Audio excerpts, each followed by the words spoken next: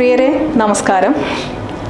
ഇന്ന് നമ്മോടൊപ്പം മൂവി വേൾഡിൽ മാപ്പിളപ്പാട്ട് ഗസൽ രചയിതാവ്, ബിസിനസ്മാൻ, സാമൂഹ്യ കാരുണ്യ പ്രവർത്തകൻ, അതിലുപരി കോഴിക്കോട് ഫോക്കസ് മാളിൻ്റെ സിഇഒയുമായ സലാം കെ ആണ് കൂടെയുള്ളത്. നമുക്ക് സ്വാഗതം ചെയ്യാം. സർ, സ്വാഗതം. Thank you. സലാം ക എന്ന് തന്നെ പറയാനാണ് ഇഷ്ടപ്പെടുന്നത്. കാരണം അത്രയും ആളുകളുമായിട്ട് ഇഴചേർന്ന് നിൽക്കുന്ന ഒരാളാണ്, വളരെ സ്നേഹത്തോടെ. അതൊരു സലാം കെ എഴുതിയൊരു രചനയിൽ തന്നെ വരുന്നുണ്ട് അല്ലേ? സ്നേഹമുള്ള ആളുകൾ മാത്രമാണ് ഈ ലോകത്തുണ്ടായിരുന്നെങ്കിൽ എന്ന്. സ്നേഹം തുടിക്കുന്ന ആളുകൾ. എന്താണ് അതിനെക്കുറിച്ച് പറയാനുള്ളത്?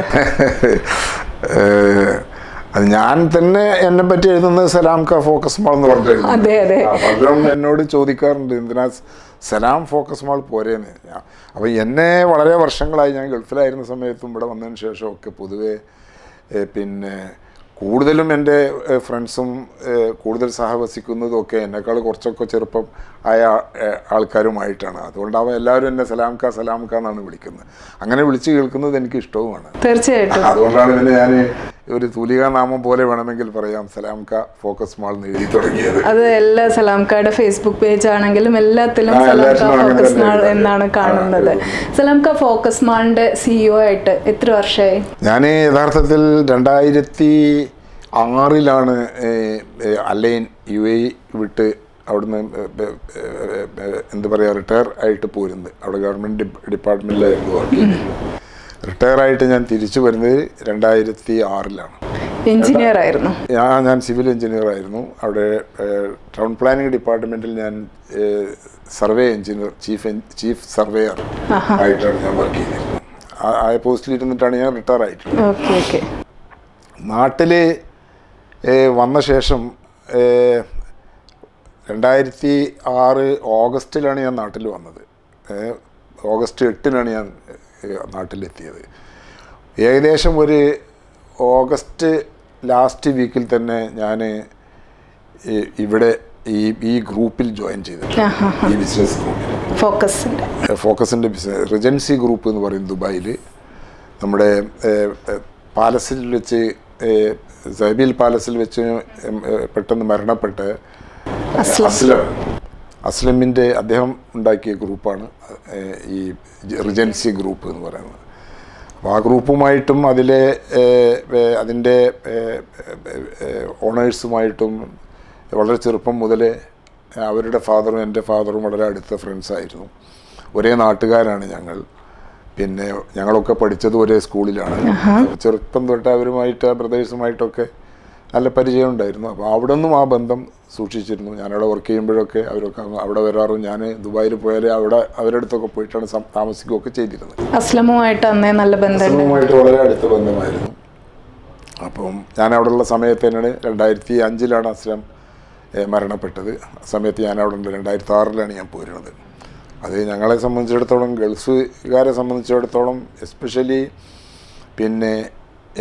UAE ദുബായിലെ ഒക്കെ മലയാളികളെ സംബന്ധിച്ചിടത്തോളം, മറ്റ് ഇന്ത്യക്കാരെ സംബന്ധിച്ചിടത്തോളം ഏറ്റവും ദുഃഖകരമായ ഒരു മരണമാണ് അസ്ലമിൻ്റെ മരണം. തീർച്ചയായിട്ടും. കാരണം അത്രയും പ്രതിഭാശാലിയായിരുന്നു, വളരെ ചെറുപ്പമായിരുന്നു, കാരുണ്യ ഹൃദയമുള്ള ആളായിരുന്നു. ഒരുപാട് അത് അവർണ്ണനീയാണ് ശരിക്കും പറഞ്ഞാൽ. നമുക്കതിനെപ്പറ്റി പറഞ്ഞാൽ ഞങ്ങളൊക്കെ വളരെ വാചാലരായിത്തീരും പറയും. കാരണം നമ്മളാരും അറിയാത്ത ആയിരക്കണക്കിൽ 10,000 ആളുകളെ അദ്ദേഹം സഹായിച്ചിരുന്നു. വ്യക്തികളെയും സംഘടനകളെയും വിദ്യാഭ്യാസ സ്ഥാപനങ്ങളെയും മറ്റു പ്രസ്ഥാനങ്ങളെയും ഒക്കെ അദ്ദേഹം സഹായിച്ചിരുന്നു. അതൊക്കെ അതിൻ്റെ വലിയൊരു ഭാഗം നമ്മൾ അറിയുന്നത് തന്നെ അദ്ദേഹം മരിച്ചതിന് ശേഷമാണ്. തീർച്ചയായിട്ടും. പലരും ഇവിടെയൊക്കെ വരികയും കുടുംബവുമായി ബന്ധപ്പെടുകയും ഒക്കെ ചെയ്യുമ്പോഴാണ് അവരെയിട്ടൊക്കെ, ഇങ്ങനെയുള്ള ആൾക്കാരായിട്ടൊക്കെ അദ്ദേഹത്തിന് ബന്ധമുണ്ടായിരുന്നു എന്ന് ഞങ്ങളൊക്കെ മനസ്സിലാക്കുന്നത്. അത് മറ്റൊരു ഹിസ്റ്ററിയാണ്. Is a legendary person. തീർച്ചയായിട്ടും. അപ്പോൾ നമ്മുടെ എഴുത്ത് എന്നുള്ളൊരു സംഭവം വന്നിട്ടുണ്ട് സലാം കയുടെ ജീവിതത്തിൽ. അതായത് ഉത്തമ ഭരണകൂടം ഉദാത്ത മാതൃക എന്നുള്ള ഒരു പുസ്തകം സലാം ക രചിച്ചിട്ടുണ്ട്. തീർച്ചയായിട്ടും പ്രവാസ ലോകത്തെക്കുറിച്ചും ഷെയ്ഖ് സായിദിൻ്റെ ഭരണത്തെക്കുറിച്ചും ഒക്കെയാണ്. എന്താണ് അങ്ങനെ ഒരു പുസ്തകം രചിക്കാനുള്ള ഒരു കാരണം എന്തായിരുന്നു? അത് ഞാൻ അവിടെ താമസിച്ച 32 വർഷക്കാലം അവിടെ ഭരിച്ചിരുന്നത് ഷെയ്ഖ് സായിദ് തന്നെയാണ്. അദ്ദേഹം മരിക്കുന്നത് വരെ അദ്ദേഹം തന്നെ ആയിരുന്നു അബുദാബിയുടെ റൂളറുമായിരുന്നു. അതേസമയം തന്നെ UAE-യുടെ ഫൗണ്ടർ പ്രസിഡൻറ്റുമാണ്. UAE എന്നൊരു കൺസെപ്റ്റ് അദ്ദേഹത്തിൻ്റെ തലയിൽ ഉദിച്ചതാണ്. അതെ അതെ. അപ്പോൾ അദ്ദേഹത്തോട് ചേർന്ന് നിന്ന് പ്രവർത്തിച്ചത് ഷെയ്ഖ് റാഷിദ് മർഹൂം ദുബായിയുടെ റൂളറായിരുന്നു. അവർ രണ്ടുപേരും കൂടിയുള്ള കഠിനമായ പ്രവർത്തനത്തിൻ്റെ ഭാഗമായിട്ടാണ് ഈ UAE രൂപപ്പെടുന്നത്. അതിനു മുമ്പ് 7 എമിറേറ്റ്സുകളുടെ ആയി മാറി ഡിഫറെൻറ്റ് റൂളേഴ്സുമായിട്ട് ആയിരുന്നു അവിടുത്തെ ഭരണവ്യവസ്ഥ. അത് 7 കൂടി ഒന്നിച്ച് ചേർക്കാനും അത് ഒന്നിച്ച് ചേർത്ത് ഒരു ഫെഡറേഷൻ ആയിട്ട് മാറ്റാനും യുണൈറ്റഡ് അറബ് എമിറേറ്റ്സ് എന്ന പേര് നൽകാനും അതിൻ്റെ ഫൗണ്ടർ പ്രസിഡന്റ് എന്ന നിലയ്ക്ക് ചുമതലയേൽക്കാനും ഒക്കെ ശ്രമിച്ചത് ഷെയ്ഖ് സായിദാണ്.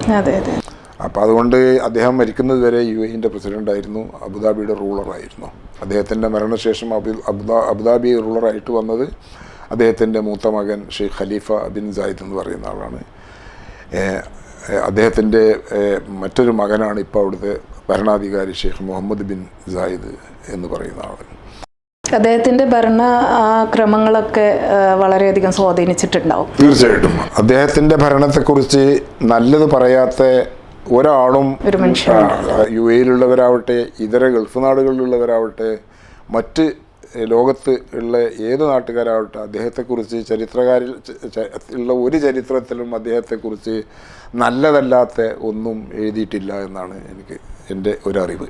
തീർച്ചയായും ഞാൻ ഒരുപാട് അദ്ദേഹത്തെക്കുറിച്ച് എഴുതിയ പുസ്തകങ്ങളും അദ്ദേഹത്തിൻ്റെ ജീവിതം നേരിട്ട് കണ്ട് പഠിച്ച ഒരാളാണ് ഞാൻ ശരിക്ക്. കാരണം എൻ്റെ അവിടുത്തെ ജീവിതകാലത്ത് മുഴുവൻ അദ്ദേഹമായിരുന്നു അവിടുത്തെ റൂളർ. അദ്ദേഹം മറ്റ് ഒരു ഏകാധിപത്യം നടക്കുന്ന മറ്റ് നാടുകളിൽ നമ്മൾ പരിശോധിച്ചാൽ വളരെ വ്യത്യസ്തമായിരുന്നു UAE. ഷെയ്ഖ് സായിദിൻ്റെ UAE ഇന്ന് മക്കളും അത് തന്നെയാണ് ഫോളോ ചെയ്യുന്നത്. എങ്കിൽ തന്നെയും അദ്ദേഹത്തിൻ്റെ അത്രയും ലിബറൽ അല്ല അതിൻ്റെ ശേഷം വന്നവരാവട്ടെ മറ്റ് നാടുകളാവട്ടെ അല്ല. ഇപ്പോൾ ദുബായ് എന്നൊക്കെ കേൾക്കുമ്പോൾ നമുക്കുണ്ടാകുന്ന ഒരു കൺസെപ്റ്റും അല്ലെങ്കിൽ റിയാദ് എന്നൊക്കെ കേൾക്കുമ്പോൾ ഉണ്ടാകുന്ന ഒരു കൺസെപ്റ്റും തമ്മിൽ വലിയ വ്യത്യാസമുണ്ട്. തീർച്ചയായിട്ടും. അപ്പം അത് ആ ഒരു കൺസെപ്റ്റായിരുന്നു. അദ്ദേഹത്തിൻ്റെ ഒരു വിഷണറി ലീഡറായിരുന്നു. അപ്പം അദ്ദേഹത്തിൻ്റെ മനസ്സിൽ പിന്നെ മുസ്ലിം, ഹിന്ദു, ക്രിസ്ത്യൻ ഇതൊക്കെ ഒരു ഡിഫറൻ്റായിട്ട് കണ്ടുകൊണ്ട് ഒരു മുസ്ലിങ്ങൾക്ക് മാത്രം ചില പ്രത്യേകത മറ്റവരെ ഒന്നും വേറിട്ട് കാണുന്ന അങ്ങനത്തെ ഒരു ക്യാരക്ടറെ അദ്ദേഹത്തിനുണ്ടായിരുന്നു. നാട്ടുകാരെ സംബന്ധിച്ചും അങ്ങനെ തന്നെയാണ്. അദ്ദേഹത്തിൻ്റെ ഇപ്പോൾ വെളിയിൽ നിന്ന് വന്ന് അവിടെ താമസിക്കുന്ന ജോലി ചെയ്യുന്ന ആൾക്കാരെ അങ്ങേയറ്റം അദ്ദേഹം സ്നേഹിച്ചിരുന്നു.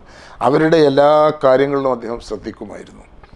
അവരുടെ ഇപ്പം നമ്മളവിടെ നിൽക്കുന്ന കാലം അത്രയും എൻ്റെ അനുഭവം വെച്ച് ഓരോ സമയത്തും എല്ലാ കാര്യങ്ങളും അവരുടെ പ്രശ്നങ്ങൾ പഠിച്ചിട്ട് അതിനൊക്കെ പുതിയ പുതിയ നിയമങ്ങൾ കൊണ്ടുവന്നിട്ട് അവരുടെ ജീവിതം അവർക്ക് എളുപ്പമാക്കുന്ന ഒരു ശൈലിയായിരുന്നു. വിദ്യാഭ്യാസമാണെങ്കിലും ആരോഗ്യ മേഖലയാണെങ്കിലും എല്ലാ രംഗത്തും ഇന്ത്യക്കാരോട് പ്രത്യേക താല്പര്യമായിരുന്നു. അവിടെ ഏറ്റവും കൂടുതലുള്ള ഫോറിൻ കമ്മ്യൂണിറ്റി എന്ന് പറഞ്ഞാൽ ഇന്ത്യൻസ് ആണ് നമ്പർ 1 എണ്ണത്തിൽ ഏറ്റവും കൂടുതലുള്ളത്.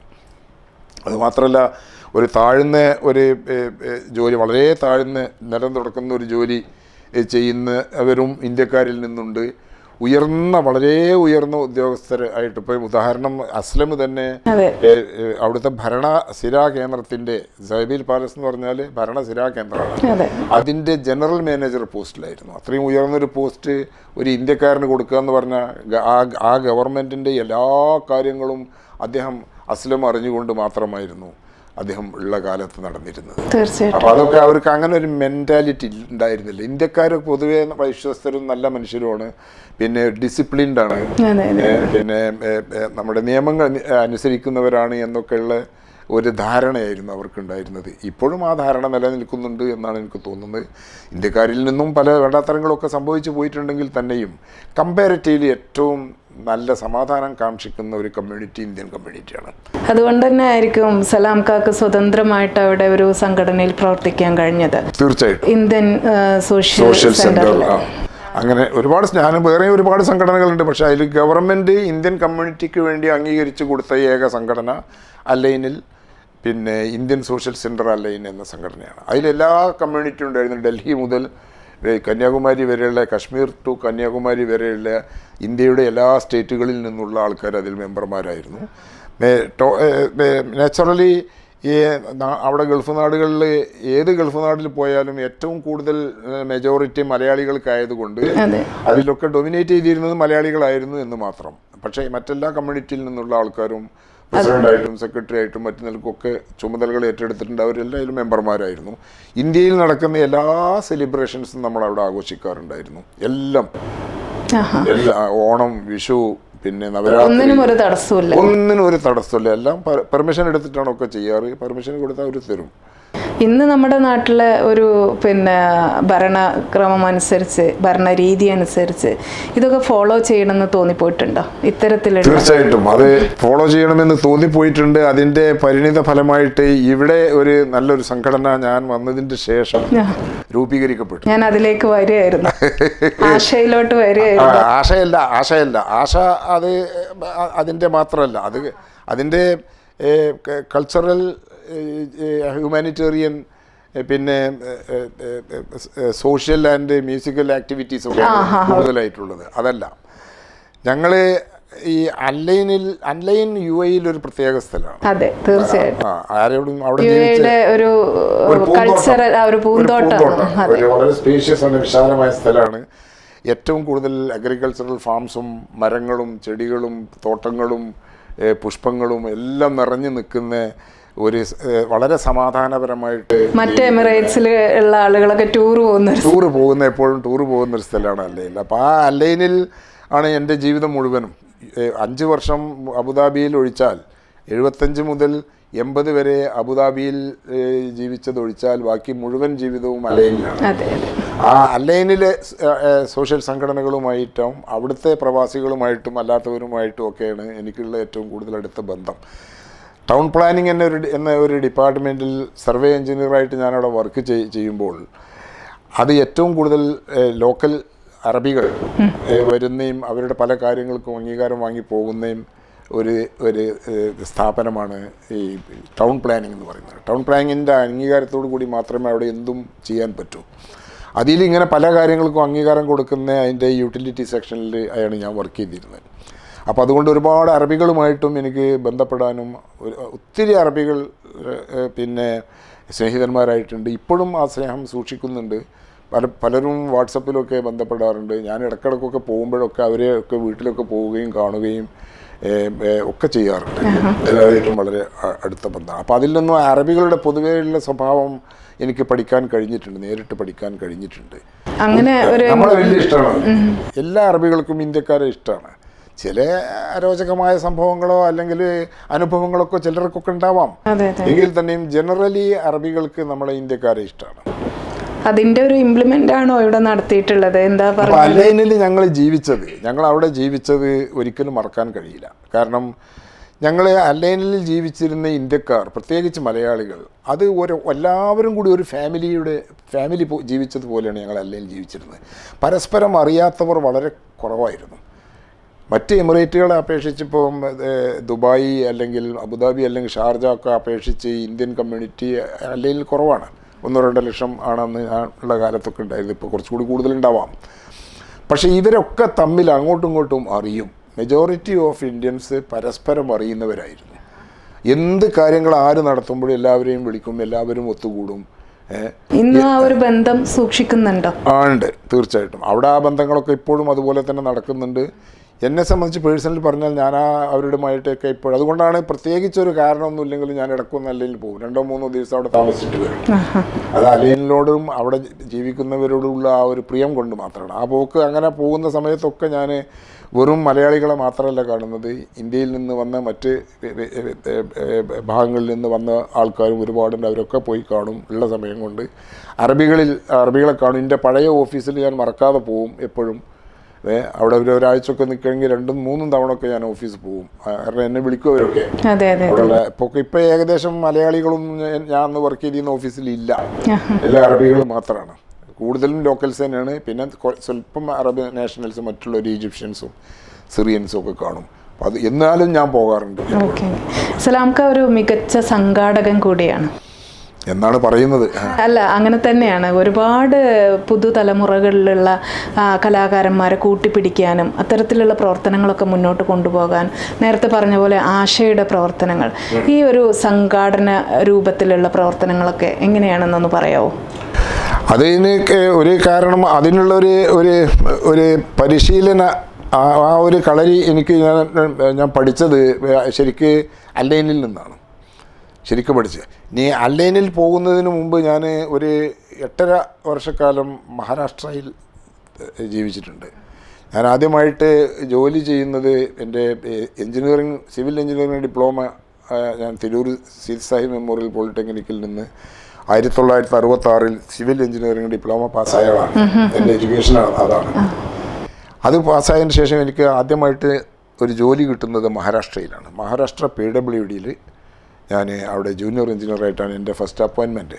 അങ്ങനെ ഞാൻ അവിടെ ഒരു 8.5 വർഷക്കാലം അവിടെ ജോലി ചെയ്തിട്ടുണ്ട്. മഹാരാഷ്ട്രയിൽ പൂനെയിൽ നിന്നൊരു 75 മൈൽ ദൂരെ അഹമ്മദ് നഗർ എന്ന് പറഞ്ഞിട്ടൊരു സ്ഥലമുണ്ട്. ഇപ്പോൾ അതിൻ്റെ പേര് ഇപ്പോൾ കഴിഞ്ഞ ആഴ്ചയോ മറ്റോ ഈ സെൻട്രൽ ഗവൺമെൻറ് അതിൻ്റെ പേര് പിന്നെ അഹല്യ നഗർ എന്നോ മറ്റോ ആക്കി മാറ്റിയിട്ടുണ്ട്. അങ്ങനൊരു ട്രെൻഡ് ഇപ്പം നടക്കുന്നുണ്ടല്ലോ. അപ്പോൾ അവിടെ ഞാൻ ജോലി ചെയ്തിട്ടുണ്ട്. അവിടെ ജോലി ചെയ്യുന്ന കാലത്തും പിന്നെ ഈ ഒരു സംഘടനാബോധമുണ്ട് എനിക്ക്. അവിടെ മലയാളി സമാജം, അഹമ്മദ് നഗർ മലയാളി സമാജം എന്നൊരു സമാജത്തിന് രൂപം കൊടുക്കുന്ന ആദ്യത്തെ മീറ്റിങ്ങിൽ ഞാനുണ്ട്. പിന്നെ ഞാൻ പോരുന്നവരെ അതിൽ പ്രവർത്തിച്ചിരുന്നു. അതിനു മുമ്പ് ഞാൻ സ്റ്റുഡൻ്റ് ആയിരുന്ന കാലത്തും ഉണ്ട് ഈ അസുഖം. വിദ്യാർത്ഥിയായിരിക്കുന്ന കാലത്ത് തന്നെ ഞാൻ ഹൈസ്കൂളിൽ 8th സ്റ്റാൻഡേർഡ് ഓൺവേർഡ്സ് പഠിക്കുന്ന കാലത്ത് തന്നെ, പോളിടെക്നിക്കിൽ പഠിക്കുന്ന കാലത്തും ഒക്കെ ഞാൻ ഈ സംഘടനാ പ്രവർത്തനങ്ങൾ ഉണ്ടായിരുന്നു. അതും കൂടുതലും കലയും പിന്നെ സംഗീതവും പിന്നെ സ്പോർട്സും ഒക്കെ ആയിരുന്നു അന്നത്തെ പ്രവർത്തനങ്ങളും. പിന്നെ ചെറുപ്പം തൊട്ടേ നന്നായിട്ട് വായിക്കുന്ന ശീലമുള്ളത് കൊണ്ട് വായനശാലകൾ അങ്ങനെയൊക്കെയുള്ള, പിന്നെ ഫുട്ബോള്, വോളിബോൾ തുടങ്ങിയ കളികൾ എല്ലാറ്റിലും താല്പര്യനായിരുന്നു. അപ്പോൾ അതിന് വേണ്ടിയൊക്കെ അസോസിയേഷൻസും ക്ലബ്ബുകളും വായനശാലകളും ഒക്കെ ഒരുപാടെണ്ണം രൂപീകരിക്കുന്നതിലും അത് കൊണ്ടു നടക്കുന്നതിലൊക്കെ ഉള്ള താല്പര്യം അന്നേ ഉണ്ടായിരുന്നു. അതിൻ്റെ പാരമ്യത്തിലെത്തിയത് പിന്നെ അല്ലൈനിൽ ചെന്ന ശേഷമാണ്. 5 വർഷം അബുദാബിയിൽ താമസിച്ച കാലത്ത് സംഘടനകളിലൊന്നും മെമ്പറായിരുന്നില്ല. പരിപാടികളൊക്കെ കാണാൻ വേണ്ടി പോകും എന്നല്ലാതെ എവിടെ മെമ്പർഷിപ്പ് എടുക്കുക പ്രവർത്തിക്കുകയൊന്നും ചെയ്തിരുന്നില്ല. കമ്പനിയിൽ ജോലി ചെയ്തിരുന്നതുകൊണ്ട് സമയം കിട്ടില്ലായിരുന്നു. അല്ലൈനിൽ ചെന്നതിന് ശേഷം ഉച്ചക്ക് ഒരു 2-2:30 മണി വരെ ജോലി ഉണ്ടാവുള്ളൂ. ഗവൺമെൻറ് ജോലി രാവിലെ 7 മുതൽ ഉച്ചക്ക് പിന്നെ 2:30 വരെ. ഗവൺമെന്റ് ജോബൊക്കെ അങ്ങനെയാണല്ലോ, കുറച്ച് റിലാക്സേഷനുള്ള നമുക്കൊരു സമയം കിട്ടും. അതെ അതെ അതെ. ആഫ്റ്റർനൂൺ ഫ്രീ ആണ്. അതെ. അപ്പം കുറച്ച് നേരം വന്ന് ഭക്ഷണം കഴിച്ച് നമ്മൾ ചെറിയ റെസ്റ്റൊക്കെ എടുത്തു കഴിഞ്ഞാൽ പിന്നെ പുറത്തിറങ്ങിയാൽ ഇങ്ങനത്തെ കുറേ മീറ്റിങ്ങുകളും സംഘാടനങ്ങളും പിന്നെ മറ്റ് ആക്ടിവിറ്റീസും ഒക്കെ ആയിട്ട് അതിൽ വ്യാപൃതന ആയിരുന്നു അക്കാലത്ത്. അതുകൊണ്ടാണ് എത്ര കൂടുതൽ ആൾക്കാരുമായിട്ട് ബന്ധപ്പെടാനും പരിചയപ്പെടാനും കോണ്ടാക്റ്റ് ഒരുപാട്. ഞാൻ അവിടെ മാത്രമല്ല, ഞാൻ ദുബായിലും പല സംഘടനകളിലും മെമ്പറായിരുന്നു. ദുബായ് ആണല്ലോ ഏറ്റവും കൂടുതൽ ആക്ടിവിറ്റീസ് ഉള്ളത്. അവിടെയും പല സംഘടനകളിലും ഞാൻ മെമ്പറായിരുന്നു. അവരൊക്കെ എല്ലാ കാര്യങ്ങൾക്കും ക്ഷണിക്കാറുണ്ടായിരുന്നു. അപ്പം അതങ്ങനത്തെ ഒരു ജീവിതമായിരുന്നു. ആ ജീവിതത്തിൽ നിന്ന് ഉള്ള പ്രചോദനം ഉൾക്കൊണ്ടുകൊണ്ടാണ് ഇവിടെ വന്നത്. ഇവിടെ വന്നപ്പം വർഷങ്ങൾക്ക് ശേഷം 40 വർഷത്തിന് ശേഷമാണ് ഞാൻ നാട്ടിലേക്ക് വരുന്നത്. 20ാമത്തെ വയസ്സിൽ ഞാൻ നാട് വിട്ട് മഹാരാഷ്ട്രയിൽ നിന്ന് നേരെ ഗൾഫിൽ നിന്ന് 60ാമത്തെ വയസ്സിൽ റിട്ടയർ ആകുമ്പോൾ 20ാമത്തെ വയസ്സിൽ പോയിട്ട് ഏകദേശം 40 years ഞാൻ നാട്ടിൽ ഇല്ല. വന്നു പോവുക എന്നല്ലാതെ. അപ്പോൾ ഇവിടെ വന്ന് ഇറങ്ങി സ്ഥിരതാമസം ഇവിടെ ആക്കാൻ വേണ്ടിയിട്ടാണല്ലോ വന്നത്. അപ്പോഴിവിടെ ഇങ്ങനെ ഒരുപാട് വലിയ മാറ്റങ്ങൾ ഉണ്ടായിരുന്നു. ഞാനൊക്കെ പോകുന്ന കാലത്ത് വളരെ നല്ല ഒരു കമ്മ്യൂണിറ്റി ആയിരുന്നു നമ്മുടെ. ഇഷ്ടംപോലെ അങ്ങോട്ടും ഇങ്ങോട്ടും ഒക്കെ ഒറ്റ വീട്, ഒറ്റ അമ്മ അച്ഛൻ എന്നൊക്കെ തോന്നാവുന്ന രൂപത്തിലായിരുന്നു അന്ന്. എല്ലാവരും ഒന്നായിട്ടുള്ള ഒരു നല്ല ജീവിതമായിരുന്നു അന്ന്. ഇത്രയേറെ നമ്മൾ ഈ ജാതി സ്പർദ്ധകളോ വേറിട്ട് കാണുന്നതോ ഒന്നും അന്ന് ഉണ്ടായിരുന്നില്ല. തീർച്ചയായിട്ടും അന്ന് അതൊന്നും അറിയേ ഉണ്ടായിരുന്നില്ല യഥാർത്ഥത്തിൽ. അന്ന് അതിന് വിശപ്പിന്റെ ഒരു കാലമായിരുന്നു. അപ്പൊ പരസ്പരം കൊടുക്കലും അതാണ്. ഇന്ന് നമുക്ക് ഉള്ളത് ഒരുപാട് സുഭിക്ഷതയുടെ കാലമായപ്പോൾ എല്ലാവരും പരസ്പരം വിട്ടുപോകുന്നു. അതെ, ഓരോരുത്തർക്കും അവനവൻ്റെതായ മനുഷ്യന്റെ മനസ്സ് കൂടുതൽ കുടുങ്ങി വരുന്ന ഒരു രൂപമുണ്ടായി. അതുകൊണ്ട് സലാംക്ക ഇപ്പോൾ പറഞ്ഞല്ലോ 60ാമത്തെ വയസ്സിലാണ് നാട്ടിലോട്ട് തിരിച്ചെത്തിയത്. ഈ 60 വർഷം ഒരു മനുഷ്യൻ പിന്നെ ഗൾഫിലും തൻ്റെ ജീവിതം യൗവനത്തിലാണല്ലോ പോയത്, 20 വയസ്സിൽ. അതൊക്കെ കഴിഞ്ഞിട്ടും സലാംഖാനെ കണ്ടാൽ അല്ലെങ്കിൽ സലാംഖയുടെ പ്രവർത്തനങ്ങൾ കണ്ടാൽ ഒരു പ്രായമായി എന്ന് തോന്നില്ല. എനിക്ക് തോന്നുന്നത് പലരും പറയാറുണ്ടല്ലോ, നമുക്ക് കവിതകളൊക്കെ ഉള്ളിൽ സൂക്ഷിക്കുന്ന ആളുകൾ വളരെ യങ് ആയിട്ടിരിക്കും എപ്പോഴും. അതാണോ രഹസ്യം ഈ എഴുത്തുകളുടെയൊക്കെ? പിന്നെ അത് മാത്രമല്ല, ഒരുപാട് പ്രണയ ഗാനങ്ങളും ഗസലുകളും മാപ്പിളപ്പാട്ടുകളൊക്കെ എഴുതി. അപ്പോൾ ഈ പ്രണയം ഇങ്ങനെ ഉള്ളിൽ സൂക്ഷിക്കുന്നത് കൊണ്ടാണോ ഇത്രയും എന്താ പറയാനുള്ളത്? പ്രണയം ഒരു നാച്ചുറലായിട്ടുള്ള ഒരു വികാരമാണല്ലോ. മനുഷ്യൻ്റെ പല വികാരങ്ങളുണ്ടല്ലോ മനുഷ്യന്. ആ വികാരങ്ങളിൽ ഏറ്റവും ഉത്തമമായ വികാരം എന്ന് പറഞ്ഞാൽ സ്നേഹമാണല്ലോ പ്രണയം. അപ്പോൾ അത് ചെറുപ്പം മുതലേ ഉണ്ട് അങ്ങനെയുള്ള ഒരു ഫീലിങ്ങും. മറ്റ് സ്നേഹിക്കുക, സ്നേഹം നൽകുക, സ്വീകരിക്കുക, അത് സ്വീകരിക്കുക എന്നത് ചെറുപ്പം തൊട്ടേയുള്ള ഒരു സ്വഭാവമാണ്. പഠിക്കുന്ന കാലത്തൊക്കെ അങ്ങനെ തന്നെയാണ്. ആണല്ലേ? ആ ഒരു എനർജിയാണ് ഇപ്പോഴും കൊണ്ടു നടക്കുന്നത്. അല്ലാതെ ഇപ്പോൾ ഒരാളിപ്പോൾ എല്ലാം കഴിഞ്ഞ് ഇപ്പോൾ ഫോക്കസ് മാളിൻ്റെ ഒരു ഭാരിച്ച ജോലി ഇത് തന്നെ ഉണ്ടാവും. എന്നിട്ടും കൂടുതലും ഇതുപോലെയുള്ള കാര്യങ്ങളെ സംഘടിപ്പിക്കുക, യൂത്തായിട്ടുള്ള കുറേ യുവജനങ്ങളെ സംഘടിപ്പിച്ച് പരിപാടികൾ, മാപ്പിളപ്പാട്ടൊക്കെ നടത്തുക എന്ന് പറയുന്നത്. ഒരു പാട്ട് പാടാവോ? അയ്യോ, പാട്ട് പാടാൻ എനിക്കറിയില്ല. സലാംക്കാട് ഏതെങ്കിലും ഒരു 2-3 വരികൾ, സലാംക്കാക്ക് ഏറ്റവും ഇഷ്ടപ്പെട്ട വരികളൊന്ന് ജസ്റ്റ് ഒന്ന് മൂളിയാലും മതി. പാട്ട് പാടാറില്ല തീരെ, ഒന്നും കാണാതെ. എനിക്ക് തോന്നണ സലാംക്ക വെറും മാപ്പിളപ്പാട്ടുകളോ അല്ലെങ്കിൽ പിന്നെ ഗസലും മാത്രമൊന്നല്ല രചിച്ചിട്ടുള്ളത്. ഇപ്പോ ശ്രീകൃഷ്ണ ജയന്തിയുമായിട്ടൊരു പാട്ട് അല്ലേ, കൃഷ്ണഭക്തി ഗാനം. അതെ അതെ അതെ, എന്നും എന്നും എൻ്റെ ഉള്ളിൽ ഉണ്ട് നീ കൃഷ്ണ. അത് ഭയങ്കര രസമായിട്ടുണ്ട് ആ വരികള്. അതൊരു വല്ലാത്തൊരു ഫീൽ ചെയ്യുന്ന ഒരു വരി. ശ്രീ അയ്യപ്പനെ കുറിച്ചും ഞാനൊരു നല്ല പാട്ട് എഴുതിയിട്ടുണ്ട്. അതൊക്കെ ചിലർ ആവശ്യപ്പെട്ടപ്പോൾ ഞാൻ എഴുതി കൊടുത്തു. ആണല്ലേ? അതുപോലെ കവിതകളാകട്ടെ, പരിസ്ഥിതിയുമായി ബന്ധപ്പെട്ടിട്ടുള്ള കവിതകൾ ഈ അടുത്ത് എഴുതി അതിന് അവാർഡൊക്കെ ലഭിച്ചിട്ടുണ്ട്. പരിസ്ഥിതിയോടുള്ള സ്നേഹം അത് ചെറുപ്പത്തിലുള്ളതാണ്. നമ്മൾ വളരെ ചെറുപ്പത്തിൽ വളരുന്നതേ അങ്ങനെയാണല്ലോ. നമ്മളൊക്കെ വളരുന്നത് അന്ന് നാടൊക്കെ പച്ചയാണ്, ഇന്നും പച്ച തന്നെയാണ്. എങ്കിൽ തന്നെയും അന്ന് നമ്മളൊക്കെ ഇത്രയും ബാഹുല്യം അന്നുണ്ടായിരുന്നില്ല. അപ്പം ഞാനൊക്കെ താമസിച്ചിരുന്നത് 1.5-2 ഏക്കർ സ്ഥലത്ത് ഒരു വീടാണ് അന്നിപ്പോൾ എൻ്റെ വീട്. അതുപോലെ തന്നെയാണ് എൻ്റെ തൊട്ടടുത്ത് റൈറ്റും ലെഫ്റ്റും എല്ലാ അടുത്തടുത്തുള്ള വീടുകളൊക്കെ അങ്ങനെ തന്നെയാണ്. 1.5-2 ഏക്കർ ഉണ്ടാവും, അതിലൊരു വീടുണ്ടാവും. അപ്പം അത് പോയിട്ട് ഇപ്പം ഇന്നൊക്കെ 10 സെൻറ്റും 5 സെൻറ്റും ഒക്കെ ആയല്ലോ. ടൗണിൽ മാത്രമല്ല, ഇപ്പം വില്ലേജുകളിലേക്ക് പോയാലും അടുത്തടുത്തൊക്കെയാണ് വീടുകളൊക്കെ വരുന്നത്. അപ്പോൾ സ്വാഭാവികമായിട്ടും ആ പ്രകൃതി സ്നേഹം കുറഞ്ഞു വരും. സ്വാഭാവികമാണ്. കാരണം പ്രകൃതിയെ കൂടുതൽ സ്നേഹിക്കുന്നത് നമുക്ക് കുറേ വിശാലമായിട്ടും വീട്ടിലൊക്കെ നല്ലോണം കൃഷിയും കാര്യങ്ങളൊക്കെ ഉണ്ടായിരുന്ന അക്കാലത്തൊക്കെ. പിന്നെ ടൗണുകളിലായി മാറി. അപ്പം അതുകൊണ്ട് അങ്ങനത്തെ ഒരു പ്രവർത്തനങ്ങൾ ചെയ്യാൻ നമുക്ക് കഴിഞ്ഞിട്ടില്ല. എന്നാലും പിന്നെ അതിനെ സ്നേഹിച്ചിരുന്നു അന്നും ഇന്നും.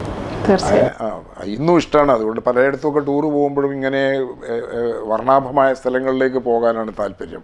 ആ വർണ്ണാഭമായിട്ടുള്ള കാര്യങ്ങളൊക്കെ ഉള്ളിൽ കിടക്കുന്നത് കൊണ്ട് തന്നെ ആയിരിക്കും ഇത്തരത്തിലുള്ള കവിതകളും പാട്ടുകളും ഒക്കെ അല്ലേ? ഒരു 2 വരി സലാംക്ക ഒന്ന് ഒന്നും ഓർമ്മയില്ല ഇപ്പൊ. കാണാതെ സ്വന്തം പാട്ട് പോലും 2 വരി കാണാതെ ഓർമ്മയില്ല. ഇഷ്ടപ്പെട്ട ആരെഴുതിയതായാലും വേണ്ടില്ല സലാംക്ക. ഞാൻ എഴുതിയതിൽ എനിക്ക് ഇഷ്ടപ്പെട്ട പാട്ടുകൾ ഒരുപാടുണ്ട്. ഉമ്മാൻ്റെ കാലടിയിലുണ്ട് സുവർക്കമെന്നതല്ലേ പ്രവാചക തത്വം, ചുമ്മാതാ വാക്കു കേട്ടതല്ലാതെ ഒരുത്തരുമറിഞ്ഞില്ല അതിൻ്റെ മഹത്വം. ഇങ്ങനെ ഒരു പാട്ട് ഞാൻ എഴുതിയ പാട്ട് തന്നെയാണ്. ഈ ആളുകളൊക്കെ ഇങ്ങനെ സമീപിക്കുമല്ലോ, ഇപ്പൊ പാട്ട് എഴുതി തരണം എന്നൊക്കെ പറഞ്ഞിട്ട്, അവർ ട്യൂണ് തരുകയാണോ ചെയ്യുക അതോ സലാം? അല്ല, ഞാൻ എഴുതിയിട്ട് ട്യൂൺ ചെയ്തിട്ട് കൊടുക്കലാണ്. ആണല്ലേ? ഞാനെല്ലാം ട്യൂൺ ചെയ്ത് ഞാൻ എഴുതി ഏതെങ്കിലും മ്യൂസീഷ്യൻസിനെ ഏൽപ്പിച്ചിട്ട് ചിലർ എഴുതി വാങ്ങിച്ചു പോകും, അവര് ട്യൂൺ ചെയ്യും. ഈ എം.എ. ഗഫൂർ കൂട്ടുകെട്ടൊക്കെ ഒരുപാട് പാട്ടുകൾ പാടിയിട്ടുണ്ട്. ഒരു പ്രണയനോവ് എന്ന് പറഞ്ഞിട്ട് ഈ അടുത്തായിട്ടൊരു പിന്നെ ആൽബം തന്നെ ഇറക്കി. അതൊക്കെ എങ്ങനെ ആളുകളിലേക്ക് എത്തുമ്പോൾ അവരുടെയൊക്കെ ഒരു പ്രതികരണം എങ്ങനെ? നല്ല പ്രതികരണമാണ്. ഒരുപാട് പേര് വിളിക്കാറുണ്ട്. നേരിട്ട് വിളിച്ചിട്ട് അഭിനന്ദിക്കുന്നത് 100 കണക്കിൽ ആൾക്കാരുണ്ട് വിളിച്ചവര്. പിന്നെ പലരും നമുക്ക് വാട്സപ്പിലും ഫേസ്ബുക്കിലൂടെയൊക്കെ അറിയിക്കാറുണ്ട്. തീർച്ചയായിട്ടും അതൊക്കെ കേൾക്കുമ്പോൾ നമ്മുടെ മനസ്സ് തീർച്ചയായിട്ടും ആൾക്കാര് നമ്മളെ എഴുത്തിനെ പറ്റി നല്ലത് പറയുമ്പോൾ എന്തായാലും നമുക്ക് നല്ല അനുഭൂതിയാണ് ഉണ്ടാകുന്നത്. വളരെ ഇഷ്ടമാണ്. ഇനി മോശം പറയുന്നവരോട് വെറുപ്പൊന്നുമില്ല. പലരും മോശം പറയുന്ന ആൾക്കാർ കാര്യം പറയാറുണ്ട്. അത് നമ്മൾ മനസ്സിലാക്കണം. പലതും നമുക്ക് പിന്നീട് ഇമ്പ്രൂവ് ആകാൻ കഴിയുന്നത് ചിലരൊക്കെ അങ്ങനെ ചൂണ്ടിക്കാണിക്കുന്നുണ്ടാണ്. ഇങ്ങനെ എഴുതുന്നതിൽ എൻ്റെ സ്വന്തം ജ്യേഷ്ഠൻ തന്നെ പലപ്പോഴും എൻ്റെ സ്വന്തം ജ്യേഷ്ഠൻ ചെറിയമുള്ള മെത്തോളസാക്ക് അദ്ദേഹം വലിയ ഒരു കവിയാണ്. കവിത മാത്രമല്ല പലതും എഴുതിയിട്ടുണ്ട്. ലേഖനങ്ങളായിട്ടും മറ്റ് ഒരുപാട് 60-65 പുസ്തകങ്ങൾ പ്രസിദ്ധീകരിച്ചിട്ടുണ്ട്. ഖുർആന്റെ പരിഭാഷ കവിതയിലൊക്കെ എഴുതിയിട്ടുണ്ട് അദ്ദേഹം. വലിയ എനിക്ക് കമ്പയർ ചെയ്യാൻ പറ്റിയ ഒരാളല്ല. ഞാൻ ഒരു വെറും ശിശുവാണ് അദ്ദേഹത്തിന് മുമ്പിൽ. അപ്പോൾ അദ്ദേഹം തന്നെ എൻ്റെ ചിലതൊക്കെ കാണുന്ന സമയത്ത് എന്നെ എഴുതി അറിയിക്കാറും വിളിച്ചിട്ട് പറയാറുണ്ട് അതങ്ങനെ പാടില്ല, ശരിയല്ല എന്നൊക്കെ. അപ്പോൾ വലിയ സന്തോഷമാണ് തോന്നുക എനിക്ക് മനസ്സിൽ. അതുപോലെ കാനേഷ് പൂന്നൂര്, ബാപ്പു വള്ളിപ്പറമ്പ് ഇങ്ങനെയുള്ളവരൊക്കെ കണ്ടാൽ വിളിച്ച് പറയാറുണ്ട്. നമ്മളെ ക്രിറ്റിസൈസ് ചെയ്താലും നമുക്കത് അവരൊക്കെ ക്രിറ്റിസിസത്തിന്റെ ശൈലി അങ്ങനെയാണ്. നല്ലതും അല്ലാത്തതും പറയും, രണ്ടും പറഞ്ഞു തരും. അത് ഇമ്പ്രൂവ് ചെയ്യണം, ഇനി അങ്ങനെ ആവർത്തിക്കരുത്, ശ്രദ്ധിക്കണം ഇനി എഴുതുമ്പോൾ എന്നൊക്കെ എൻ്റെ രൂപത്തിലാണ്. അത് വലിയ ഇഷ്ടമാണ്. അടച്ചാക്ഷേപിക്കുന്നതാണ് തെറ്റ്. വിമർശനം എപ്പോഴും ക്രിയാത്മകമായിരിക്കണം. അങ്ങനെ ആകുമ്പോൾ നമുക്ക് ആരെ വിമർശിച്ചാലും ഇഷ്ടപ്പെടും. നമ്മളിപ്പോൾ വിമർശനങ്ങൾ പലരും ഇഷ്ടപ്പെടാത്തത് ആ രൂപത്തിൽ പറയുന്നത് കൊണ്ടാണ്. പറയുന്നതിന് ആ ശൈലി നന്നാവാത്തത് കൊണ്ടാണ് ആൾക്കാർക്ക്. അതെ. ഇപ്പോൾ കാരുണ്യ സാമൂഹികമായിട്ട് പ്രവർത്തിക്കുന്ന ഒരാളും കൂടിയാണ് സലാംക്ക. ഈ ഒരു പ്രവർത്തന മേഖലയിലേക്ക് വരുമ്പോൾ അർഹരായവർക്ക് കിട്ടുന്നുണ്ടോ, അല്ലെങ്കിൽ അനർഹരായവരിലേക്ക് നമ്മുടെ പ്രവർത്തനങ്ങൾ എത്തുന്നുണ്ടോ? എങ്ങനെയാണ് അത് വിലയിരുത്താറുള്ളത്? അപ്പോൾ അത് ഞാൻ തന്നെ നേതൃത്വം നൽകിയിട്ട് എനിക്കറിയാവുന്നവർക്കൊക്കെ അതിൻ്റെ വിവരിച്ചുകൊണ്ട് എഴുതും. ഞാനും ഗൾഫിലേക്കും നാട്ടിൽ തന്നെയുള്ള വ്യക്തികളും അങ്ങനെ ഒരു വലിയ MA യൂസ്ഫലി അടക്കം അങ്ങനെയുള്ള വലിയ ഒരു വിഭാഗവുമായിട്ട് എനിക്ക് നല്ല അടുത്ത് ടച്ചാണ്. അവരെയൊക്കെ നേരിട്ട് പരിചയമുള്ളത് കൊണ്ടും ഇടയ്ക്കൊക്കെ നേരിട്ട് കാണുന്നവരായതുകൊണ്ടും ഞാൻ അതിൻ്റെ എന്താണ് ആ വസ്തുത എന്ന് വെച്ചാൽ എഴുതും. ഇപ്പോൾ ഒരാൾക്ക് ഒരു പ്രത്യേക ബുദ്ധിമുട്ട് വന്നിട്ടുണ്ടെങ്കിൽ അതിനെക്കുറിച്ച് ഒരു പേജോ 1/2 പേജോ ഒരു ഖണ്ഡിക യുക്തം പോലെ അതിനെപ്പറ്റി എഴുതിയിട്ട് ഇവർക്കൊക്കെ അയച്ചു കൊടുക്കും. ആർക്കാണോ അത് ചെയ്യേണ്ടത് അവരുടെ അക്കൗണ്ട് നമ്പറോ അല്ലെങ്കിൽ അവരുടെ GPay നമ്പറോ ഒക്കെ ഉണ്ടെങ്കിൽ അതും അയച്ചു കൊടുക്കും. പക്ഷെ പലരും അതൊക്കെ അയച്ചു കൊടുത്താലും എൻ്റെ നമ്പറിലേക്ക് തന്നെയാണ് അയക്കുക, നിങ്ങളതിനെ കൊടുത്താൽ മതി എന്ന് പറഞ്ഞിട്ടാണ് അയക്കുക. ചിലരൊക്കെ നേരിട്ട് അയച്ചു കൊടുക്കും. പക്ഷേ ഞാൻ ഇന്നോളം അങ്ങനെ ഏറ്റെടുത്തിട്ടുള്ള കാര്യങ്ങളൊക്കെ അള്ളാഹുവിൻ്റെ അനുഗ്രഹം കൊണ്ട് എനിക്ക് നിർവഹിക്കാൻ കഴിഞ്ഞിട്ടുണ്ട്. ഒരുപാട് അത് എണ്ണി പറയുന്നത് ശരിയല്ല. ഒരുപാട് പേരെ കണക്കിൽ അങ്ങനത്തെ പലർക്കും വീടുണ്ടാക്കാനും പലർക്കും കുട്ടികളെ കെട്ടിക്കാനും പലരും രോഗികളായി മാറിയിട്ട് അവരെ ചികിത്സിക്കാനും പലരും ദാരിദ്ര്യം കൊണ്ട് ബുദ്ധിമുട്ടുന്നവർക്ക് അത് ചെയ്യാനും ഒക്കെ ഒരുപാടെണ്ണം ചെയ്തിട്ടുണ്ട്. ഇപ്പോഴും ചെയ്തുകൊണ്ടിരിക്കുന്നുണ്ട്. ഈ റംസാന് പോലും ലക്ഷക്കണക്കിന് രൂപ അങ്ങനെ പലരിൽ നിന്നും സംഘടിപ്പിച്ചിട്ടും സ്വന്തമായിട്ടും ഒക്കെ ചെയ്തു പോയിട്ടുണ്ട്. നമുക്ക് ആശയിലോട്ടൊന്നും കൂടെ വരാം. ആശയുടെ ഒരു രൂപീകരണം എങ്ങനെയായിരുന്നു? അതിൻ്റെ ഒരു ഫുൾ ഫോം വന്നിട്ട് എന്താ? ആശയുടെ full form association for socio musical and humanitarian activities എന്നാണ്. അതിൻ്റെ ചുരുക്കമാണ് association A, socio musical S, humanitarian H, association ASHA. അങ്ങനെയാണ് നമ്മൾ ആശ എന്ന് പറയുന്നത്. അതിന്റെ ജനറൽ സെക്രട്ടറിയാണ്. അപ്പോൾ അതിന്റെ ജനറൽ സെക്രട്ടറി ആയിരുന്നു ഈ 2 മാസം മുമ്പ് വരെ, തുടക്കം മുതൽ. ദീർഘനാൾ 2010 ഞങ്ങളത് രൂപീകരിച്ചത്. 11 രജിസ്റ്റർ ചെയ്യുന്നു. 11 2-ാമത്തെ മാസം 3-ാമത്തെ മാസം രജിസ്റ്റർ ചെയ്യുന്നു. അന്നു മുതൽ ഈ 2024 വരെ ഞാൻ തന്നെയാണ് ജനറൽ സെക്രട്ടറി. ഈസൊക്കെ തന്നെയാണ് അതിൻ്റെ പ്രസിഡന്റ്. ഈ വർഷം ഒരു മാറ്റം വന്നു. എൻ്റെ സ്ഥാനത്ത് നൗഷാദ് അരീക്കോടാണ് ജനറൽ സെക്രട്ടറി ആയിട്ട് വന്നിട്ടുള്ളത്. ഞാൻ വർക്കിംഗ് പ്രസിഡന്റ് എന്ന് പറഞ്ഞിട്ട് ഈസക്കാനെ കൂടുതൽ പഴയതുപോലെ ഇപ്പോൾ കിട്ടുന്നില്ല. അദ്ദേഹത്തിന് ഖത്തറിലുള്ള K മുഹമ്മദ് ഈസ എന്ന് പറയുന്ന വ്യക്തി, അദ്ദേഹത്തെ പറ്റി പറഞ്ഞാൽ പിന്നെ ഒരുപാട് ഞാൻ പറഞ്ഞു പോകും. അത്രക്കും മതിയാവില്ല. ഒറ്റ വാക്കിൽ പറയുകയാണെന്നുണ്ടെങ്കിൽ ഞാൻ എൻ്റെ ജീവിതത്തിൽ കണ്ട വളരെ അപൂർവം റോൾ മോഡൽ വ്യക്തികളിൽ ഒരാളാണ് ഈസക്ക. പ്രത്യേകിച്ചും കാരുണ്യ പ്രവർത്തനങ്ങളിൽ എന്നെ ഏറ്റവും കൂടുതൽ സ്വാധീനിച്ചിട്ടുള്ളത് ഈസക്കയും MA യൂസുഫ് അലി സാഹിബുമാണ്. MA യൂസുഫ് അലി സാഹിബുമായിട്ട് എനിക്ക് 1980 മുതൽ പരിചയമുണ്ട്. അദ്ദേഹത്തെ ദീർഘകാലമായി പരിചയമുണ്ട്. അത് വളരെ വലിയ ഒരു അടുപ്പമാവുകയും ഒരു കുടുംബത്തിലെ അംഗം പോലെ ഞാൻ അവിടുന്ന് പോരുന്നത് വരെയും ഇപ്പോഴും ആ ബന്ധം നിലനിന്ന് പോന്നിട്ടുണ്ട്. 100 കണക്കിൽ അവസരങ്ങളിൽ ഞാൻ അദ്ദേഹത്തെ പല സഹായങ്ങൾക്കും വേണ്ടിയും എൻ്റെ വ്യക്തിപരമല്ല, ഇങ്ങനെ സോഷ്യൽ ലൈഫിൽ കാരുണ്യ പ്രവർത്തനങ്ങളും പിന്നെ സാമൂഹ്യ ആവശ്യങ്ങളും ഒക്കെ ആയിട്ട് ഞാൻ അദ്ദേഹത്തെ സമീപിച്ചിട്ടുണ്ട്. വ്യക്തിപരമായിട്ടും ഒറ്റക്കും വേറെ ചില ആൾക്കാരെ കൂട്ടിയിട്ടുമൊക്കെ. ഇന്നേ വരെ ഒരു കാര്യത്തിനും അദ്ദേഹം നോ എന്ന് പറഞ്ഞിട്ടില്ല. എപ്പോൾ ചെന്നാലും ഞാൻ പ്രതീക്ഷിക്കുന്നതിനേക്കാൾ ലക്ഷങ്ങൾ കൂടുതലാണ് അദ്ദേഹം തന്നിട്ടുള്ളത്. കാര്യം ചോദിച്ചറിയും, എന്താണ് ഏതാണെന്ന് ചോദിച്ചറിയും. അത് അപ്പം തന്നെ അപ്പം ഒരു 10 ലക്ഷം രൂപ ഒരു സംഗതിക്ക് അവിടെ ഇരുന്നിട്ട് അദ്ദേഹത്തിൻ്റെ ഓഫീസിൽ ചെന്ന സമയത്ത് ഒരു 10 ലക്ഷം രൂപ, ഞാൻ അതിലേക്ക് ഒരു 10 ലക്ഷം രൂപ തരാം എന്ന് പറഞ്ഞാൽ അപ്പം തന്നെ അക്കൗണ്ടൻറ്റിനെ വിളിച്ചിട്ട് എൻ്റെ മുമ്പിൽ വെച്ചിട്ട് തന്നെ പറയും, ഒരു 10 ലക്ഷത്തിൻ്റെ ചെക്ക് സലാംക്കാക്ക് ഇപ്പം തന്നെ എഴുതി കൊടുക്കും. അതേ സ്വഭാവം തന്നെ, അത്രയും വ്യാപ്തിയില്ല. അവർ തമ്മിൽ ആ രൂപത്തിൽ കമ്പയർ ചെയ്യാൻ പറ്റില്ലല്ലോ. MA യൂസുഫ് അലി സാഹിബ് എന്ന് പറഞ്ഞാൽ അദ്ദേഹം നമ്മുടെ മലയാളികളിൽ മറ്റാർക്കും എത്താൻ കഴിയാത്ത അത്രയും അത്യുന്നതിയിൽ എത്തി നിൽക്കുന്ന ഒരു വലിയ മനുഷ്യൻ യൂസുഫ് അലി സാഹിബ്. എന്നാൽ അതിൻ്റെ ഒരു അഹങ്കാരമോ അല്ലെങ്കിൽ ഒന്നുമില്ല. വളരെ ലളിതമാണ് അദ്ദേഹത്തിൻ്റെ ജീവിതം. അത്തരം അഹങ്കാരമൊന്നും അദ്ദേഹം വെച്ച് സൂക്ഷിക്കുന്നില്ല. മതപരമായിട്ട് നല്ല വിവരമുള്ള ഒരാളാണ്. ഒരു പിന്നെ മതേതര സ്വഭാവമുള്ള ആളാണ്. അദ്ദേഹത്തിൻ്റെ അടുത്ത് പല സംഗതിക്കും പോയിട്ടുള്ളതൊന്നും മുസ്ലിങ്ങളുടെയോ അതായിട്ട് ബന്ധപ്പെട്ടതോ അല്ല. കൂടുതലും ഞാൻ പോയിട്ടുള്ളതൊക്കെ മറ്റു മതക്കാരുടെയും ഒക്കെ കാര്യങ്ങളൊക്കെ ആയിട്ടാണ്. അതൊന്നും അദ്ദേഹത്തിന് ഒരു പ്രശ്നമല്ല. അതൊക്കെ അദ്ദേഹം നല്ല രൂപത്തിൽ തന്നെ എല്ലാറ്റിനും ചെയ്യും. എന്തിനു വേണ്ടി ചെന്നോ അതിൻ്റെ ജെന്യൂനിറ്റി മാത്രം അദ്ദേഹം പരിശോധിക്കും, അത്രേ ഉള്ളൂ. അല്ലാതെ ആരാണ് എന്താണ് എന്നൊന്നും അധികം പരിശോധിക്കാറില്ല. ഈ 2 വ്യക്തികളിൽ പ്രധാനമായ ഒരാളാണ് ഈ ഈസക്ക എന്ന് പറഞ്ഞ K മുഹമ്മദ് ഈസ എന്ന് പറഞ്ഞു. അദ്ദേഹം ഖത്തറിലെ ഒരു എന്താ പറയുക വ്യവസായിയാണ്, മലയാളി വ്യവസായിയാണ്. അപ്പോൾ അദ്ദേഹത്തിൻ്റെ ഒരു പ്രധാന ഗുണം എന്താണെന്ന് വെച്ചാൽ ഒരു വ്യവസായികളിൽ അദ്ദേഹത്തെ പോലുള്ള ഒരാളെ കാണും. ഇപ്പോൾ MA യൂസുഫ് അലി സാഹിബ് എന്നൊക്കെ പറഞ്ഞാൽ അദ്ദേഹം താഴോട്ട് ഇറങ്ങിയിട്ട് അങ്ങനെ പ്രവർത്തിക്കാനും ഓടി നടക്കാനും അദ്ദേഹത്തിന് കഴിയില്ലല്ലോ, ഇമ്പോസിബിളാണ് അദ്ദേഹത്തിന്. രണ്ടും 2 ലൈഫാണല്ലോ. ഇദ്ദേഹം ആ തിരക്കുകളൊക്കെ ഉണ്ടെങ്കിൽ തന്നെയും നമ്മൾ എന്തെങ്കിലും ഒരു കാര്യമായിട്ട് അവിടെ ചെന്നിട്ടുണ്ടെങ്കിൽ അതൊക്കെയാണ് മാറ്റി വെച്ചിട്ട് നമ്മളെ കൂടെ ഇറക്കും. എന്നിട്ട് നമുക്ക് അവിടെ ആവശ്യം നിർവഹിച്ച് നമുക്ക് ബൈ ബൈ പറഞ്ഞ് യാത്ര പറഞ്ഞ് എയർപോർട്ട് കൊണ്ടുവന്നാക്കിയതിന് ശേഷം പിന്നെ മറ്റു കാര്യങ്ങൾ നോക്കുള്ളൂ.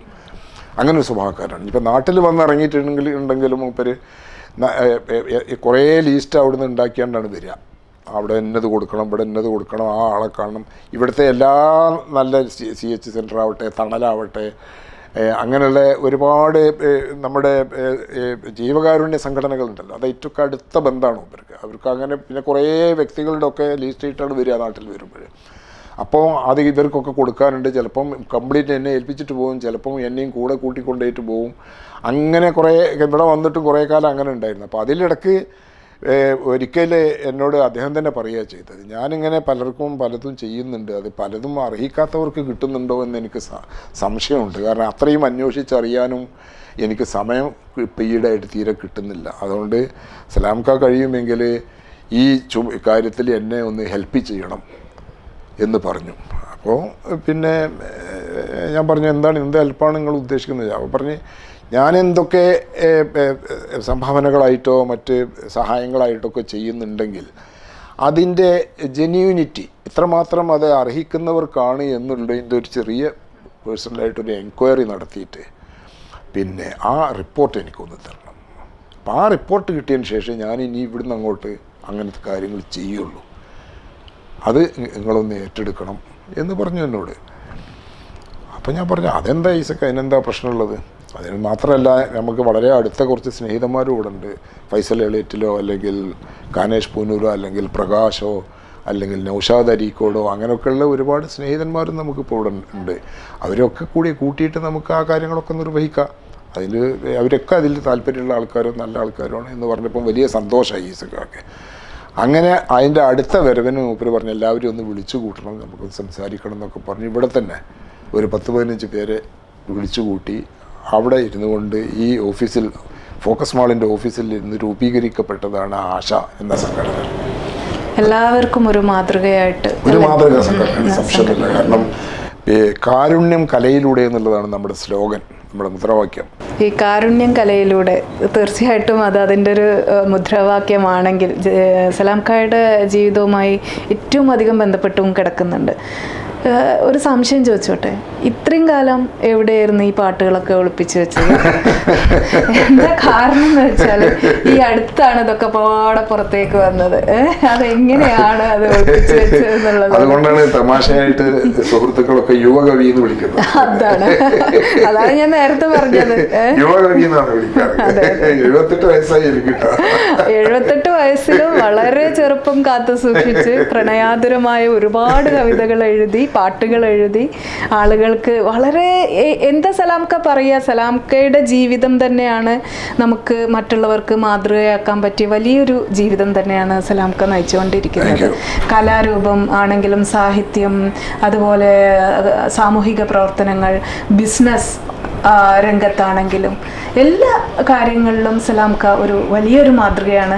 ഇത്രയും നേരം ഞങ്ങളോടൊപ്പം ഒരുപാട് വിശേഷങ്ങൾ പങ്കുവെച്ച സലാംക്കക്ക് എല്ലാവിധ ആശംസകളും നേരുക. ഇനി ഭാവിയിൽ മറ്റെന്തെങ്കിലും പ്ലാനുകൾ ചെയ്യുന്നുണ്ടോ? എന്തെങ്കിലും ഫ്യൂച്ചർ പ്ലാൻസ്?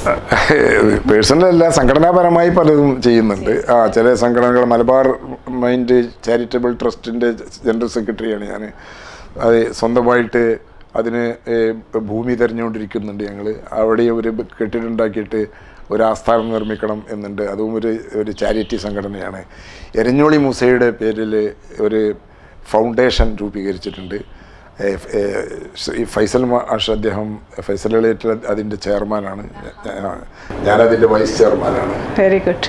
പിന്നെ കണ്ണൂർ സ്വദേശിയായിട്ടുള്ള ഒരു നവാസ് കിച്ചേരി എന്ന് പറയുന്ന ആള്, നവാസ് കച്ചേരി, അദ്ദേഹമാണ് അതിൻ്റെ ജനറൽ സെക്രട്ടറി. അതിനുവേണ്ടി ഞങ്ങളൊരു സ്ഥലം ഏകദേശം അഡ്വാൻസ് ഒക്കെ കൊടുത്തിട്ടുണ്ട്. കണ്ണൂർ താഴെ ചൊവ്വ ഒരു 25 സെൻറ്റ് സ്ഥലം. അവിടെ ഒരു ആസ്ഥാനം നിർമ്മിക്കാനുള്ള വലിയൊരു ആഗ്രഹമുണ്ട്. അതിൻ്റെ പ്രവർത്തനത്തിലാണ്. 1-2 വട്ടം ഗൾഫിലൊക്കെ പോയി വന്നിട്ടുണ്ട്. ഇനിയും പോകേണ്ടതുണ്ട്. തീർച്ചയായിട്ടും അങ്ങനെ വെറും ചില സംഘടനകൾക്കൊക്കെ അങ്ങനെ ചില രൂപം നൽകാനും കൂടുതൽ കെട്ടുറപ്പോടെ കൊണ്ടുപോകാനും ഒക്കെയുള്ള ഈവൺ അലൈൻ റിട്ടേണീസ് അസോസിയേഷൻ എന്നൊരു സംഘടന ഇവിടെ വന്നതിന് ശേഷം രൂപീകരിച്ചിട്ടുണ്ട്. അപ്പോൾ അലൈനിൽ നിന്ന് ദീർഘകാലം അവിടെ ജോലി ചെയ്തിട്ട് അവിടുന്ന് തിരിച്ചു വന്നവരുടെ ഒരു സംഘടന. അതിൻ്റെ മെമ്പർമാരെല്ലാവരും ഒരു കാലത്ത് അലൈനിൽ ജോലി ചെയ്തവരോ അവിടെ ജീവിച്ചവരോ അവിടെ ബിസിനസ് ചെയ്തവരോ ഒക്കെയാണ്, അല്ലാത്തവരോ ആരുമില്ല. അതുകൊണ്ടാണ് അലൈൻ റിട്ടേണീസ് അസോസിയേഷൻ, അറ എന്നാണ് അതിൻ്റെ ഞങ്ങൾ വിളിക്കാറ്. അത് 2013 രൂപീകരിച്ചു. വളരെ ഭംഗിയായി മുമ്പോട്ട് പോകുന്നുണ്ട്. 500-ലധികം മെമ്പർമാരുണ്ട് അതിലിപ്പോൾ. ഞാൻ അതിൻ്റെ ഫൗണ്ടർ പ്രസിഡന്റാണ്. ഭംഗിയായിട്ട് മുന്നോട്ട് പോകും. എല്ലാം ഭംഗിയായിട്ടും നല്ല രൂപത്തിലും ആശിച്ച പോലെ തന്നെ മുന്നോട്ട് പോകട്ടെ എന്ന് ആശംസിക്കുകയാണ്. സലാംക്ക, താങ്ക് യു. ഒരുപാട് നന്ദി ഞങ്ങളോടൊപ്പം സഹകരിച്ചതിന്. ഇങ്ങനെ ഒരു ഈ എളിയ സലാംക്കാക്ക് ഇങ്ങനെ ഒരു അവസരം നൽകി പ്രോത്സാഹനം തന്നതിൽ വളരെ സന്തോഷമുണ്ട്. നന്ദി അറിയിക്കുകയാണ്.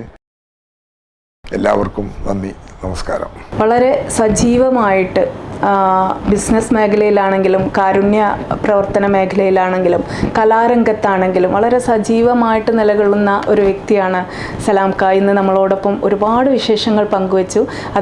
അദ്ദേഹത്തിൻ്റെ എളിമ കൊണ്ട് പറഞ്ഞു ഇതിലൊന്നും വലിയൊരു പ്രശസ്തി നേടിയിട്ടില്ലാത്ത ആളാണെന്ന്. പക്ഷേ നമുക്കറിയാം വളരെ പ്രശസ്തനായിട്ട് മറ്റുള്ളവർക്ക് മാതൃകയായിട്ട് നിലകൊള്ളുന്ന ഒരു വ്യക്തിയാണ് സലാംക്ക.